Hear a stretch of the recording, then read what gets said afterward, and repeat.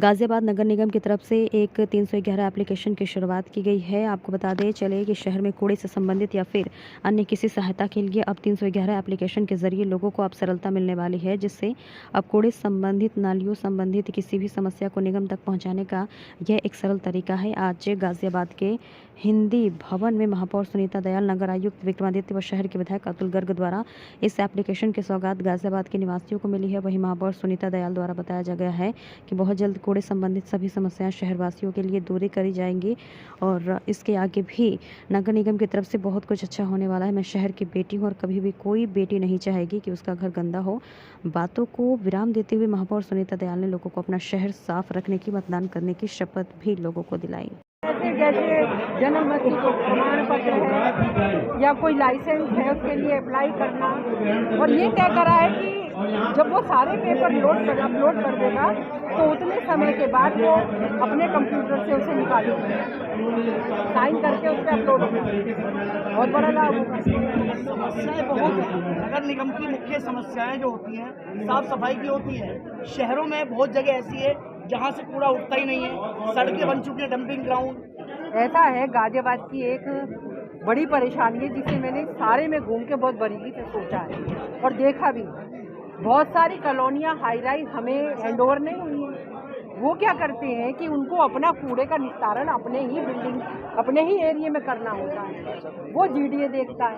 परेशानी ये है कि हम अपने नगर निगम का वो तो सब उठाते हैं और डाल देते हैं, रात में वो लोग डलवाते हैं चुपचाप। जहाँ दिखाई देता है उसको कई बार मैंने पकड़ा भी है, तो वो उन लोगों का हमारे साथ सहयोग नहीं रहता।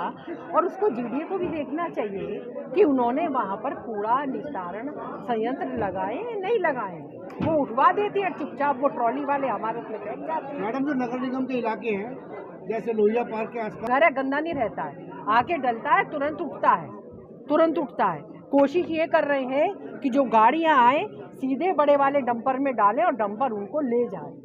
ऐसी कोशिश हमारी हो रही है कि नीचे डाले ही ना। मेन मुख्य सड़क है और अगर वहाँ पर कूड़ा डाला जाएगा वहाँ नहीं, मैं एक बार गई थी मेन मुख्य सड़क पर, वहाँ से आदमी बहुत सारी जनता निकलती है। मैं वहाँ गई थी। गाज़ियाबाद नाम से 311 नाम से एक ऐप लॉन्च हुआ है। इस ऐप का कितना फ़ायदा पहुंचेगा आम जनमानस को? देखिए, ये जैसे कि हमारे माननीय मुख्यमंत्री जी बार बार कहते हैं कि सिटीज़न सेंट्रिक गवर्नेंस को आप धरातल पर उतारिए, इसीलिए हर तरह की गवर्नेंस को सिटीज़न के लिए स्मूथ करने के लिए ये एक प्रयास है।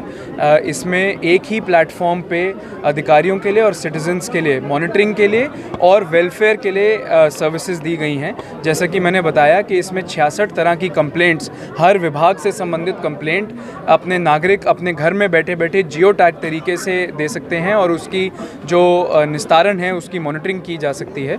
इसके अलावा जितनी सर्विसेज नगर निगम देता है, चाहे वो ट्रेड लाइसेंस हो, बर्थ एंड डेथ सर्टिफिकेट हो, प्रॉपर्टी टैक्स ऑनलाइन पे करना हो, यूज़र चार्ज ऑनलाइन पे करना हो, होम कंपोस्टिंग करनी हो, बर्तन बैंक में पार्टिसिपेट करना हो, क्लोथ्स डोनेशन करना हो, ई लाइब्रेरी के माध्यम से किताबें पढ़नी हो, ये सब सर्विसेज हम जो है इस ऐप के माध्यम से लाने जा रहे हैं। इसके अलावा जो ऑफिसर्स मॉड्यूल है उसमें फील्ड इंस्पेक्शंस, प्रोजेक्ट मॉनिटरिंग, एक एक प्रोजेक्ट, चाहे वो सड़क बनने का हो, सीवर डलने का हो, पानी की लाइन डलने का हो, सफाई का हो, उद्यानीकरण का हो, एक एक प्रोजेक्ट की मॉनिटरिंग हम ऑनलाइन करने जा रहे हैं। और इसके साथ साथ सारे अधिकारी कर्मचारियों की, खासकर की जो फील्ड स्तरीय कर्मचारी हैं, उनकी ऑनलाइन अटेंडेंस का भी हम मॉड्यूल जो है वो इस ऐप के माध्यम से लाने जा रहे हैं। सर, इस ऐप पे दर्ज शिकायत का निस्तारण में सर कितना समय में हो जाएगा? देखिए, वही जैसे कि मैंने अभी कार्यक्रम में भी बताया, कई शिकायतें ऐसी होती हैं जिसका कुछ घंटों में, 1 घंटे 2 घंटे में निस्तारण हो सकता है।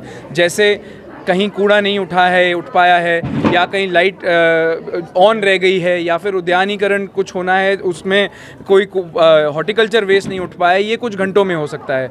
कुछ रिक्वेस्ट होती हैं जो डिमांड बेस्ड होती हैं, जैसे यहाँ सड़क बननी है, या फिर यहाँ पे पॉटहोल रिपेयर होना है, या सीवर की लाइन चोक हो गई है, वहाँ सुपर सकर मशीन जाके वो होना है। तो ऐसी कंप्लेंट्स में हो सकता है 1 दिन, 1.5 दिन, 2 दिन लग जाएँ। तो नेचर ऑफ कंप्लेंट पे डिपेंड करेगा कि कितने टाइम में होगा। लेकिन इसमें जो हम कंट्रोल रूम बिठाएंगे, जो हमारा नर्व सेंटर होगा, integrated command and control centre, उसमें ये डेली के डेली मॉनिटरिंग होगी कि कितनी कंप्लेंट्स किस अधिकारी, किस विभाग की कितनी पेंडिंग है और कितने टाइम में उसका निराकरण होगा।